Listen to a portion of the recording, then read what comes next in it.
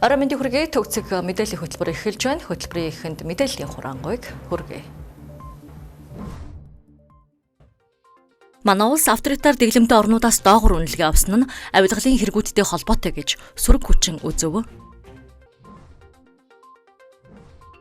Монгол Оросын соёлын салбарт мэргэжлийн боловсон хүчин бэлтгэл болон театрын шинжилгээг эрчимжүүлнэ.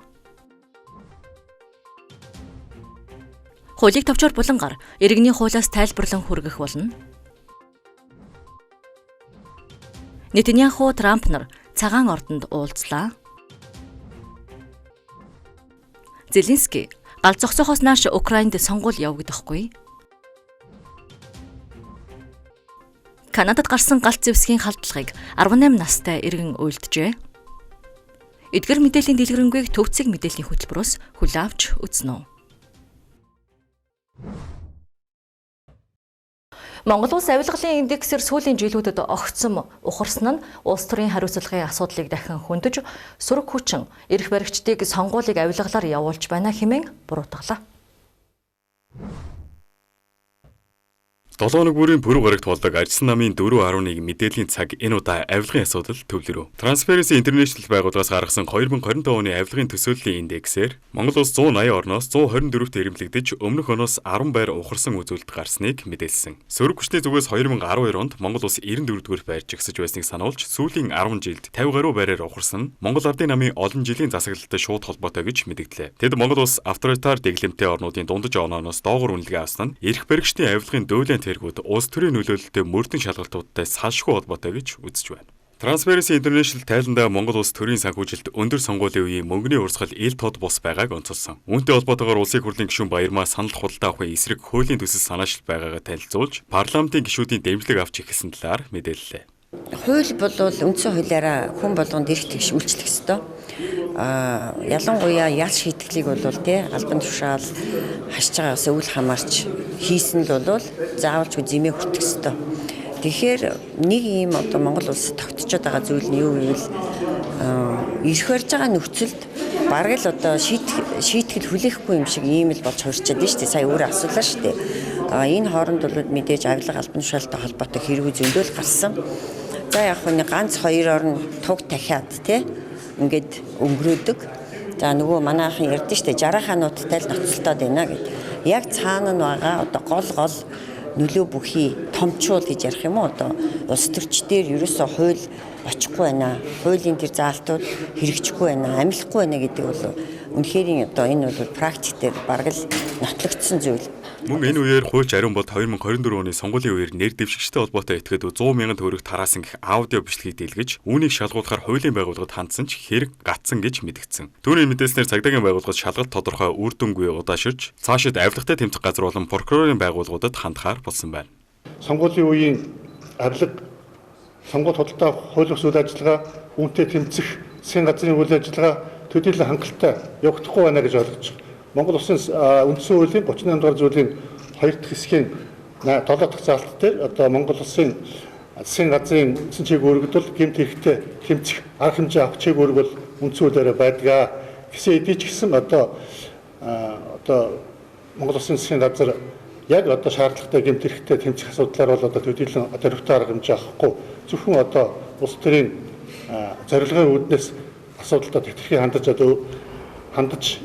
тодорхой асуудлыг хойш нь тавьж энэ асуудал дээр хариулт тавихгүй иймэрхүү байдлаар явж байна. Тийм учраас энэ асуудлыг бол бидний зүгээс бол Монгол Улсын засгийн газарт болон цагдаагийн ерхий газар, ерхий прокурорт, архитаа тэмцэх газарт холбогдож шалгуулнаа. Гэвч дээрх асуудлууд шүүхээр эцэлэн тогтоогдоогүй хэмээр байгаа бөгөөд эрх баригч нам энэ талаар албан байр сууриа илэрхийлээгүй байна. Авилгын индексийн бууралтыг улс төрийн талууд харилцан буруутгаж байгаа ч бодит зорилт нь сонгуулийн санхүүжилтийн ил тод байдал, хяналтын байгууллагын хараа тус байдал, авилгын эргүүдийн шийдвэрлэлтийн хурданд оршиж байна. Индексийн уналт бол зөвхөн рейтингийн асуудал бус төрийн институтын чанарын шалгуур болж хувирчээ. Авилгын индексийн уналт бол тоон үзүүлэлтээс давсан дөхөө. Сүрэг хүчин эрх баригчдыг буруутгаж бөөч эцсийн дүндээ сонгуулийн санхүүжилтийн ил тод байдал, хяналтын байгууллагын хараа тус байдал бодитоор сайжрахгүй бол индексийн уналт үргэлжлэх эрсдэлтэй хэвээр байна.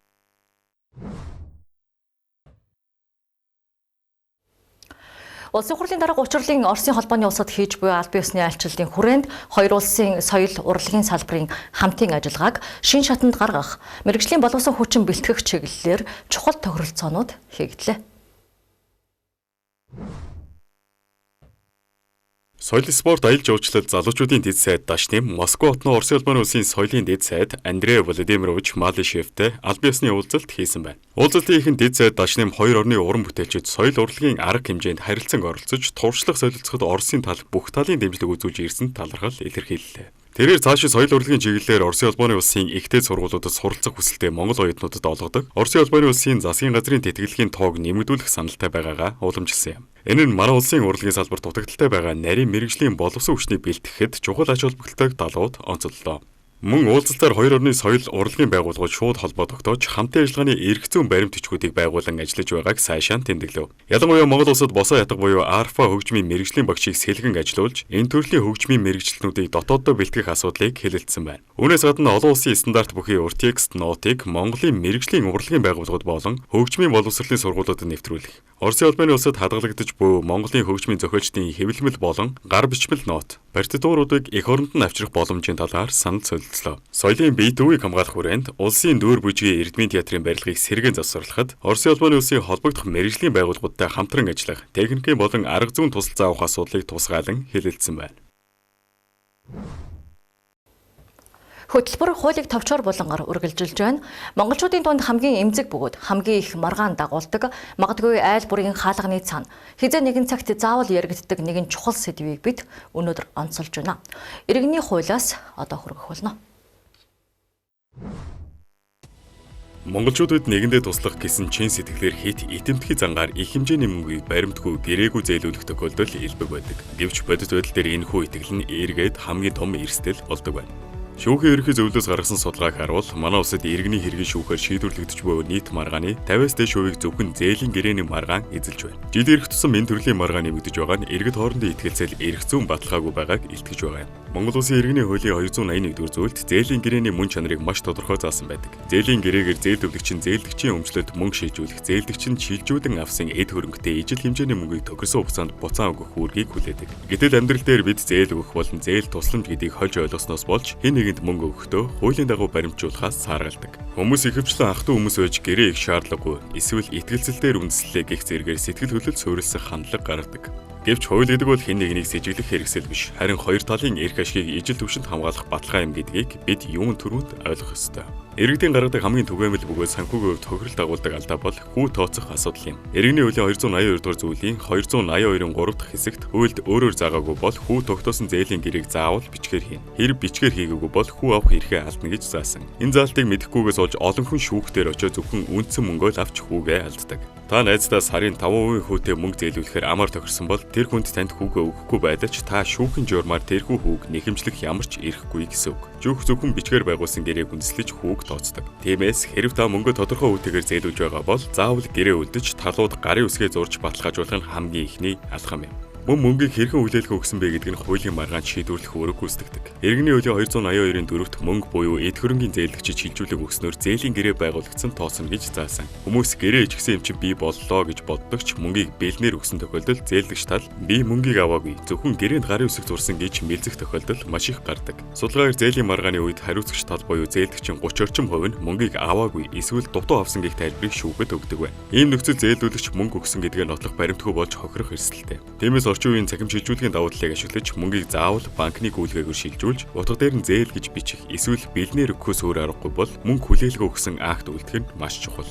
Үүнээс гадна алдан тооцох асуудал бол иргэдийн дунд маш их хэрэгэлзээ төрүүлдэг. Зээлдэгч мөнгө хугацаанд өгөөгүй бол зээлүүлэгч алдан тооцож болох уу? Иргэний хуулийн 232 дугаар зүйлийн 232-ын 6 зааснаар хугацаа эсрүүлсэн тал хоног тутамд гүйцэтгэгээгүй үүргийн үнийн дүнгийн 1.5%-аас хэтрэхгүй хэмжээгээр алдан төлөхөөр гэрээнд тусгаж болно. Гэхдээ нэг зүйлийг анхаарах хэрэгтэй. Нийт алданг нь үндсэн зээлийн үнийн дүнгийн 50%-аас хэтэрч болохгүй. Энэхүү заалдан зээлдүүлэгчийг хит их хүү алдангаар зээлдэгчийг мөлжөхөөс сэргийлдэг зохицуулт юм. Бидний амьдрал тохиолдог өөр нэг хүндрэл бол зээл авахдаа хэн нэгнийг батлан даагчаар оруулах явдал юм. Монгол банкны зээлийн мэдээллийн санд бүртгэлтэй иргэдийн дунд явуулсан асуудгаар бусдын зээлийг батлан дааснаас болж өөрийнх нь зээлжих зэрэглэл буурсан. Эсвэл өөрийг нь төлөхөд хүрсэн иргэдийн тоо өндөр байдаг. Батлан даалт гаргаж буй хүн зээлдэгч төлж чадахгүй болсон тохиолдолд тэрхүү өөрийг өөрийн хөрөнгөөр төлөх маш том хариуцлагыг хүлээдэг. Зөвхөн гарын үсэг зураад өгөөч гэсэн гуйлтын цаана таны ирээдүйн санхүүгийн эрх чөлөө, магадгүй байр, орон сууц таньж эрсдэлд орж болохыг угаарах хэрэгтэй. Мөн зээлийн гэрээний хүн хилцэх хугацаа гэж нэг ойлголт бий. Иргэний хуулийн 75-2-ын 1 зааснаар гэрээний үүрэгтэй холбоотой шаардлага гаргах хөөн хилцэх хугацаа 3 жил байдаг. Хэрэв та мөнгөө зээлүүлээд 3 жилийн турш нэхэмжлэхгүй ямар нэгэн байдлаар шаардахгүй явсаар хугацаа алдвал та шүүхэд хансан ч нөгөө тал хөөн хилцэх хугацаа дууссан гэх үндслээр мөнгийг танд буцааж өгөхгүй байх эрх зүйн боломж бүрддэг.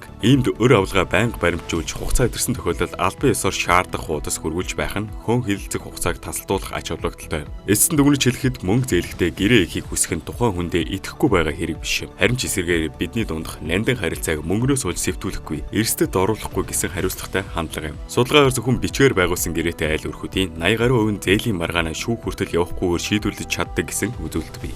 Хэрэв танаас хэн нэгэн мөнгө зээлээ гэвэл хуулийн дагуу гэрээгээ хийгээд дансаар шилжүүлэе гэж хэлж хэвшээрэй. Энэ нь таныг ч ойр дотны хүнийг ч ирээдүйн санхүүгийн болон сэтгэл зүйн хүнд дарамтаас хамгаална. Хуулиа мэддэг хариуцлагатай иргэн байх нь таны санхүүгийн эрх чөлөөний үндэс юм. Хэрэв танд зээлийн маргаа үүссэн бол мэргэжлийн хуульчдаас зөвлөгөө авч эрхээ хамгаалахыг уриалж байна. Хуулийн товчоор болон таны эрх зүйн боловсролд зориулогдлаа.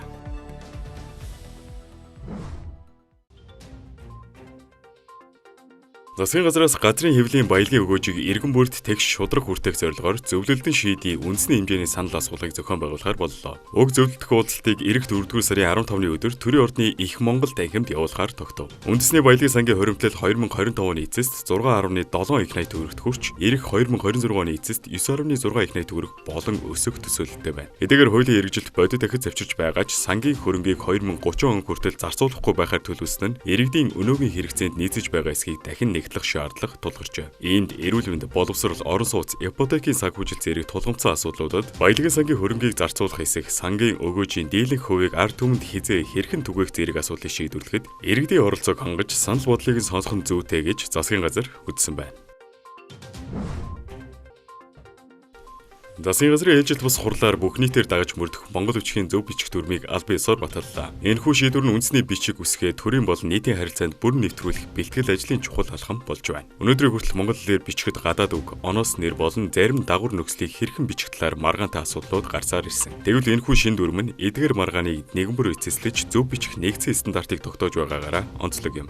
Уг дүрмийг боловсруулах ажил 2025 оноос эрчимтэй өрнөсөн бөгөөд Шинжлэх ухааны академийн хил зохиолын хүрээлэнгийн дэргэд мэргэжлийн ажлын хэсэг байгуулгадан ажиллажээ. Ажлын хэсгийн бүрэлдэхүүнд Монгол Улсын их сургууль, Монгол Улсын боловсролын их сургуулийн эрдэмтэн багш нар болон хүмүүн бичиг сонин зэрэг төрөлцсөн байгууллагын төлөөллүүд багтсан байна. Дүрмийн төслийг боловсруулах явцад 60 гаруй эрдэмтэн судлаачид болон ерөнхий боловсролын сургуулийн монгол хэлний багш нарын дунд бүх нийтийн хэлцүүлэг зохион байгуулж тэдний саналыг тусгажээ. Ингэснээр мэргэжлийн түвшинд наривчлан боловсруулж хэлний бодлогын үндэсний зөвлөлөөр хэлэлцүүлсэн төслийг ийхүү засгийн газрын тогтоолоор баталгаажууллаа. Энэхүү дүрм батлагдсанаар иргэд төрийн албан агчид үндэсний бичгээрээ нэг стандартаар алдаагүй зөв бичих нөхцөл бүрдэж байгаа бөгөөд цаашид сургалт сурчлагын ажлууд шат дараатайгаар үргэлжлэх юм.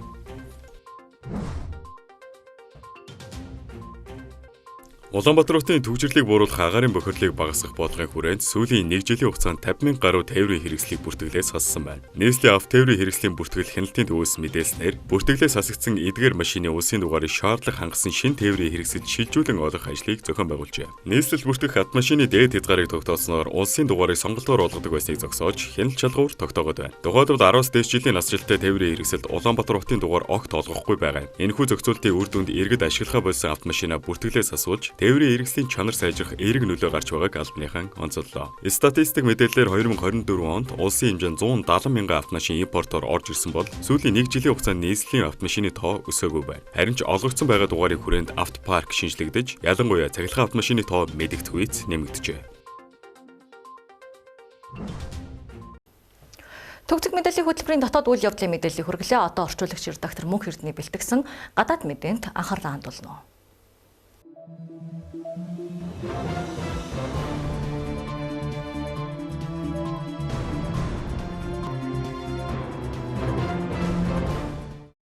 Харамтрэг үзэгчтэй төгсгөл мэдээллийн хөтөлбөр олон улсын мэдээгээр үргэлжилж байна. Израилийн ерөнхий сайд Беньямин Нетаньяху лав гарагт цагаан ордонд Америк нэгдсэн улсын ерөнхийлөгч Дональд Трамптай уулзлаа. За Израилийн ерөнхий сайд Трампын 2 дахь бүрэн эрхийн хугацаанд Америк нэгдсэн улсад 6 дахь удаага одоо айлчилж байгаа нь энэ юм. Нетаньяху Трамп нарын уулзалт хаалттай явагдсан бөгөөд уулзалтын үеэр Дональд Трамп Ираны талтай дипломат хэлэлцээг үргэлжлүүлнэ гэдгийг онцолсон байна. Дональд Трамп өөрийн Truth Social нийгмийн сүлжээнд Израилийн ерөнхий сайд болон түүний засгийн газрын төлөөлөгч нартай хийсэн уулзалт маш үр дүнтэй боллоо. Манай хоёр улсын хоорондын маш сайн харилцаа цаашид ч үргэлжлэн хэмээн бичсэн байна. Мөн Ираны асуудлаар тодорхой шийдвэрт хүрээгүй ч Ирантай дипломат хэлцээг өргөжлүүлж тохиролцоонд хүрэх боломжтой эсхийг тодруулна. Хэрвээ тохиролцоонд хүрэх боломжгүй бол үр дүн нь ямар байхыг харахаас өөр аргагүй. Өнгөрсөн удаад Иран хэлцээ хийхгүй гэсэн шийдэлд хүрснээр бид шүн дундын алах хэмээх ажиллагааг явуулж хариу арга хэмжээ авсан. Энэ нь тэдэнд ашиггүй туссан. Тиймээс энэ удаад Тегераныг илүү ухаалаг хариуцлагатай хандна гэж найдаж байна хэмээн сошиал хуудсандаа бичжээ. Дональд Трамп ойрох донод руу агаарын болон тэнгисийн хүчээ илгээгээд байгаа бөгөөд ойрын хугацаанд дахин нисэх онгоц тээвэрлэх чөлөг онгоцоо тухайн бүс нутаг руу илгээх бодолтой байгаа мөн мягмар гарагт мэдэгдсэн юм. За Трамп Нетаньяху нар мөн уулзалтынхаа үеэр Газын зурвасын нөхцөл байдал болон ойрох донодын бүс нутгийн талаар хэлэлцжээ. Дараагийн мэдээ хүргэе. Орос Украиний хооронд гал зогсоох хэлэлцээр байгуулагдаж, Киевт аюулгүй байдлын баталгаа өгсөн тохиолдолд Украин улсад ерөнхийлөгчийн сонгуулийг зохион явуулах болно гэж тус улсын ерөнхийлөгч Володимир Зеленский мэдгдлээ. За Вашингтоны шахалтаар ойрын 3 сарын дотор Украинд ерөнхийлөгчийн сонгуул явуулах талаар авч үзэж байгаа гэх сүүлийн үе цацагдсан мэдээлэлд Зеленский инхүү хариу өглөө. 2022 оны эхээр Оросын албаны улс Украинд халдан давталсноос хойш Украин улсад дайны байдлын тухай хууль үйлчилж эхэлсэнтэй холбоотойгоор аливаа сонгуулийн үйл ажиллагааг цуцалсан бөгөөд Зеленскийн хувьд бүрийн эрхийн хугацаанд 5 жил үргэлжилдэг Украиний ерөнхийлөгчийн албан тушаалд 2019 онд сонгогдсон томилогдож байсан юм а. Харин Оросын албаны улсын зүгээс түүний бүрэн эрхийн хугацаа дууссаны дараагаар Зеленскийг Украиний хууль ёсны ерөнхийлөгч гэж үзэх нь зөв эсхийг удаа дараа асууж шалгаасаар ирсэн. Өмнө нь буюу өнгөрсөн 7 хоногийн Баасан гарагт Reuters агентлагт өгсөн ярилцлагада Зеленский Америк Украины төлөөлөгчид 3 дугаар сард инхий хэлэлцээрт гарын үсэг зурж 5 сард Украинд сонгуул зохион байгуулах боломжийг хэлэлцсэн. Гэхдээ Донбассын газар нутаг болон Запорожийн атомын цахилгаан станц гэсэн хоёр гол асуудал шийдэгдээгүй хэвээрээ байгаа хэмээн мэдээлж байсан юм а. За эзлэгдсэн газар нутгийг Москвад өгөх аливаа тохиролцооны асуудлыг бүх нийтийн санал асуулгын дүнгээр шийдвэрлэх ёстой гэдгийг Зеленский тогтсоор ирсэн. Зеленский мөн өчигдөр олон улсын сэтгүүлчдтэй захимаар уулзах үеэр хэрвээ Оросын албаны улс хүлээн зөвшөөрвөл энэ зүүн гэхэд байлдааны ажиллагааг зогсоох боломжтой гэдгийг онцолсон байна. Зөвлөлийн мэдээлэл хүргэе. Канадын Британийн Колумб мужийн Тамблер Рич хэмээх 2400 оршин суугчтай жижиг хотын дунд сургуульд халдлага үйлдсэн этгээд 18 настай тус улсын иргэн байсан гэдгийг Канадын эрх баригчдын зүгээс мэдэгдлээ.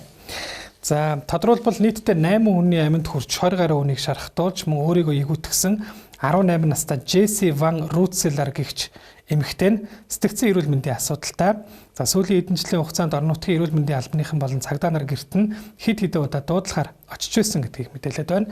Мөн тэрээр хүүсээ солиулсан нэгэн байсныг тогтоож. Джесси Ван Рутселар төрөхтөө биологийн хувьд эрэгтэй хүн байсан бөгөөд ойролцоогоор 6 жилийн өмнөөс хүүсээ солих үйл явцыг эхлүүлснээр олон нийтэд эмэгтэй хүн гэж тодорхойлогдох болсныг тогтоосон гэж цагдаагийн байгууллагын төлөөлөгч сэтгүүлчдэд мэдээлсэн байна. За мөрдөн шалгалтын явцад тэрээр эхлээд гэртээ 39 настай өөрийн ээж болон эхнийхтэй 11 настай дүүгээ буудан хөнөөж дараа нь өөрийн сурч байсан сургуульд очиж нэг багш 12-аас 13 насны 5 сурагчийн амьд хүрсэн нь тогтоогдсон байна. Цагдаа нарын мэдээлснээр тэрээр уг хэргийг ганцаараа үлдсэн бөгөөд халдлагыг хийх болсон сэтэл шалтгааныг тогтооход эрт байна гэж. Канадын ерөнхий сайд Марк Карни хэргийн талаар парламентэд хандаа үг хэлэх үеэрээ мөн хууль тогтоогч нар нэг хором дуугуус зогсож хохирогчдод хүндэтгэл үзүүлэхийн сацуу. За Канада даяар бүх засаг захиргааны байран дээрх төрийн далбааг 7 хоногийн турш бүхэлдэх захирамжийг гаргасан байна. Тагундаа гадаад мэдээ өргөлээ. Анхаарлаа хандсан баярлалаа.